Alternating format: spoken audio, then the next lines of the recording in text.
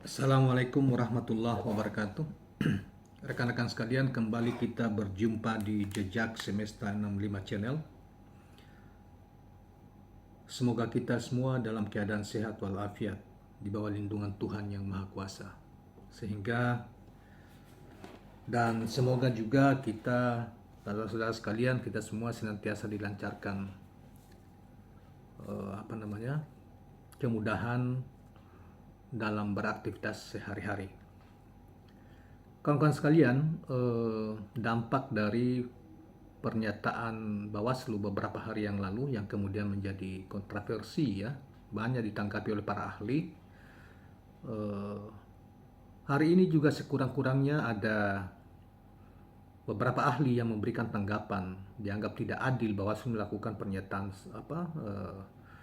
pernyataan diskriminatif terhadap calon-calon presiden, karena Bawaslu sebelumnya menganggap bahwa Anies Baswedan seakan mencuri start kampanye dan melanggar etika, dan kemudian hal itu juga disambut oleh salah seorang sekretaris jenderal partai politik, khususnya saudara Hasto Kristianto, sekjen PDIP, untuk mendukung apa yang dilakukan oleh pernyataan dari Bawaslu ya.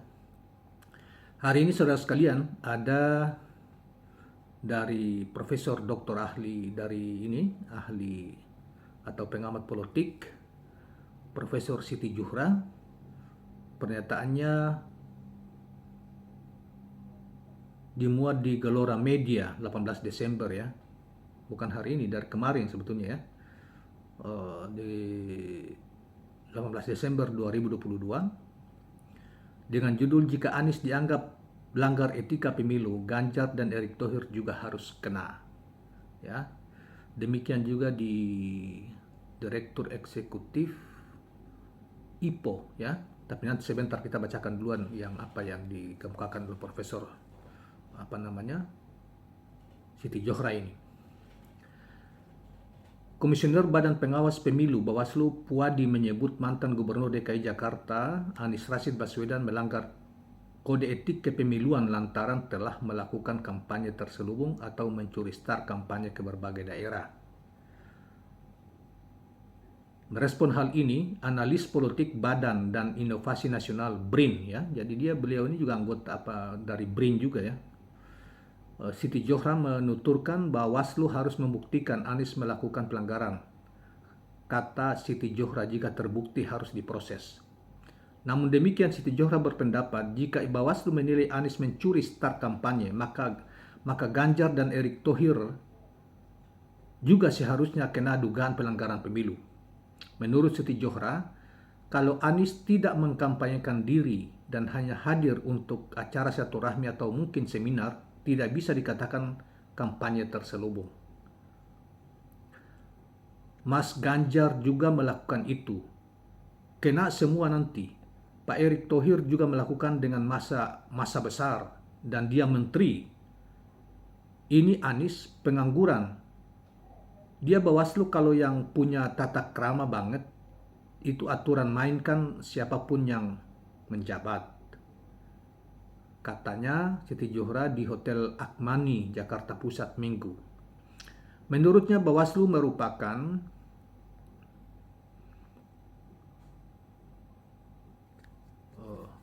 sebentar, ada gangguan ini ya.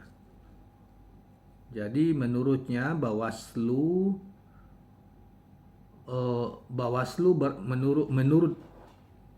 menurut Siti Zuhra, kalau Anies tidak mengkampanyekan diri dan hanya hadir untuk menurutnya Bawaslu merupakan orang yang paham akan hukum, tidak boleh asal menuduh bakal calon presiden tertentu melakukan kampanye terselubung tanpa adanya bukti dan fakta hukum di lapangan. Dia Bawaslu tahu fakta hukum dipasok data-data konkretnya kan gitu, sehingga tidak sekadar mengira atau mengasumsikan itu.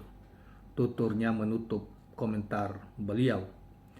Nah, kawan-kawan sekalian, soal ini juga kita sudah muatkan video, cuma karena ini pengamatnya juga berbeda, komentarnya nyaris sama. Kemudian ada dari malah ini justru menyasar AIPO ya, menyasar ke Presiden Jokowi malah. Jadi saudara sekalian, AIPO ini IPO malah mengatakan bahwa Jokowi endorse Ganjar hingga Prabowo itu melanggar etika kepala negara. Ya, jadi banyak orang yang melanggar kalau dalam konteks pernyataan Bawaslu, dan mereka sebetulnya mengarah kepada kritikan mereka terhadap Bawaslu. Jadi seakan-akan Bawaslu ini milih-milih orang, ya, milih-milih orang seperti yang sebelumnya saya katakan bahwa kenapa ada beberapa capres yang melakukan hal yang bahkan bagi-bagi sembako seperti yang dilakukan Pak Ganjar, ya, relawan Pak Ganjar di Sumatera Utara maupun termasuk di Banten. Bahkan dalam hal banyak pembentukan relawan itu atau penggalangan massa untuk deklarasi-deklarasi itu ada uang yang di situ ada yang mengaku dikasih uang dan lain sebagainya. Jadi di situ ada money politik ya, yang sebetulnya berapa waktu yang lalu kemarin atau Presiden juga kan itu memerintahkan Bawaslu memperhatikan hal-hal yang seperti itu karena akan merusak demokrasi. Nah, baik kalian, kita coba bacakan pernyataan dari IPO ini. Beritanya dimuat di Twitter juga ya, yang dimuat di ini, saudara sekalian. Dimuat di Republik Merdeka ya, di Twitter tanggal 19 hari Senin hari ini, yaitu tanggal 19 Desember 2022. Laporan terhadap bakal calon presiden Partai Nasdem Anies Rashid Baswedan ke Badan Pengawas Pemilu RI atas tudingan curi start kampanye oleh Aliansi Pemuda Cinta Demokrasi dinilai aneh. Ya. Pasalnya masa kampanye pemilu serentak 2024 belum dimulai dan sosialisasi yang dilakukan Anies pun dilakukan oleh sejumlah tokoh lain yang digadang capres maupun cawapres. Demikian disampaikan Direktur Eksekutif Indonesian Political Opinion Deddy Kurniasah kepada kantor berita politik Ermol beberapa saat lalu di Jakarta, Senin. Tidak rasional tuduhan Anies curi start kampanye, sementara kampanye sendiri hari ini belum ada, sehingga semua bentuk promosi politik yang dilakukan siapapun sah saja dan tidak berbeda dengan kegiatan non-politis lainnya, kata Deddy Kurnia. Selanjutnya dikatakan bahwa Deddy justru merasa heran dengan sikap politis Presiden Joko Widodo yang secara vulgar mengendorse capres tertentu mulai dari Prabowo hingga politik rambut putih. Bahkan sebelumnya, ini tambahan ya, politik rambut putih yang dikaitkan dengan Ganjar Pranowo. Padahal kata Deddy, Jokowi masih berstatus kepala negara. Nah, menurutnya Jokowi memang tidak curi start kampanye, tetapi ia melanggar etika kepala negara yang berpihak dan bersikap politis. Tegas pengamat politik jebolan UIN Syarif Hidayatullah tersebut. Sebagai kepala negara bukan endorse politik, merupakan kekeliruan, tentu memprihatinkan, pungkasnya menutup komentarnya. Nah, jadi kawan-kawan sekalian, ini ada dua ya, satu sebagai ilmuwan politik yaitu Profesor Siti Johra tadi yang pertama,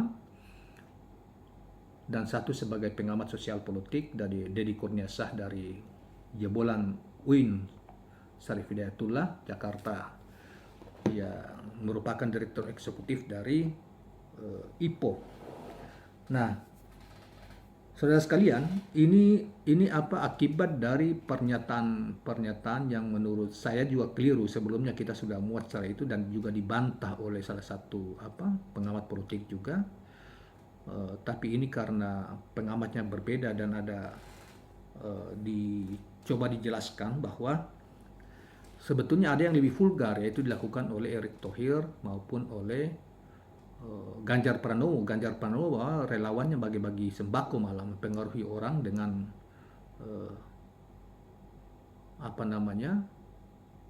dengan sembako, ya, membangun citra, membangun simpati dengan membagi-bagi sembako. Itu justru merusak tatanan demokrasi kita yang juga sudah diingatkan oleh Pak Jokowi beberapa hari yang lalu di hadapan Bawaslu. Kemudian saudara sekalian, yang kedua, sebetulnya ini juga sudah pernah juga kita singgung di dalam ini bahwa Deddy Kurniasa menyoroti Pak Jokowi sebagai presiden yang sejauh hari juga sudah endorse Ketua Umum Golkar, kemudian Pak Prabowo, kemudian Pak Ganjar, berganti-ganti dan mencoba untuk mempromosikan mereka ini dengan kata-kata yang walaupun itu kadang-kadang kelihatan agak lucu dalam arti tanda petik, tetapi itu jelas arahnya ke sana dan itu dianggap tidak sebagai kepala negara itu melanggar etika, ya, bahkan memprihatinkan. Mestinya sebagai presiden ya beliau harus netral, dan oleh karena itu juga sebetulnya kalau mau dikatakan ini kan bahwa itu ada disebutkan oleh Bawaslu bahwa Anies ada cenderung melanggar kampanye atau mencuri star kampanye dan tidak etis misalnya dilekatkan ke yang bersangkutan, itu justru harusnya juga dilakukan kepada Ganjar, kepada Pak Erick Thohir dan mungkin capres yang lain, ya, yang juga melakukan hal yang sama, berkunjung, kemudian mereka juga termasuk Pak Prabowo yang berkunjung ke beberapa tempat yang juga pada saat statusnya sebagai capres dari Partai Gerindra. Jadi dianggap berbahaya kalau sikap Bawaslu itu pilih kasih misalnya dalam melihat fenomena sosialisasi capres-capres yang dilakukan dan hanya menstigma kepada satu orang gitu loh, satu capres, padahal beberapa capres sudah melakukan hal yang juga ada yang lebih secara etik lebih tidak pantas, misalnya bagi-bagi sembako itu. Nah, karena itu bisa dianggap sebagai bagian dari money politik gitu ya. Nah, oleh karena itu kawan-kawan sekalian, walaupun ini kita sudah bahas sebelumnya, kita dengan dua pengamat yang berbeda, mungkin kita akan coba upload kembali dengan versi ini untuk memperkaya bahwa reaksinya itu cukup keras dari berbagai pihak terhadap apa yang dinyatakan oleh Bawaslu. Kemudian saudara sekalian, ada juga berita yang kita belum buatkan khusus yang dianggap sebagai Pak Anies Rashid Baswedan sendiri mengatakan bahwa kalau Bawaslu harus memperlihatkan aturan mana yang dilanggar oleh Pak Anies dalam di berbagai tempat yang dikunjungi bersama Partai Nasdem itu, misalnya dengan menghadiri acara-acara relawan maupun masyarakat, misalnya membuat kegiatan-kegiatan misalnya jalan sehat dan lain sebagainya. Nah, diminta supaya Bawaslu memperlihatkan aturan mana yang dilanggar. Tapi sekali lagi saya katakan bahwa seperti dalam video yang lalu, Bawaslu sendiri itu menyatakan bahwa aturan tentang ini, sosialisasi atau kampanye di luar jadwal resmi kampanye, yang dianggap juga sebagai kampanye, itu harus belum dibikin, baru mau dibikin. Nah, kalau baru mau dibikin, aturannya belum ada. Terus yang mana yang dilanggar? Itu kan aneh ya. Jadi memang kita berbahaya kalau sikap penyelenggaraan pemilu, pengawas dan penyelenggara pemilu model begini seakan-akan sudah memihak, memilah-milah capres yang hanya kepada capres tertentu yang dituju dan yang lainnya didiamkan gitu loh. Ya, saya kira itu saja pada kesempatan ini terkait dengan hal tersebut, dan jangan lupa subscribe, like, dan share channel ini. Assalamualaikum warahmatullahi wabarakatuh.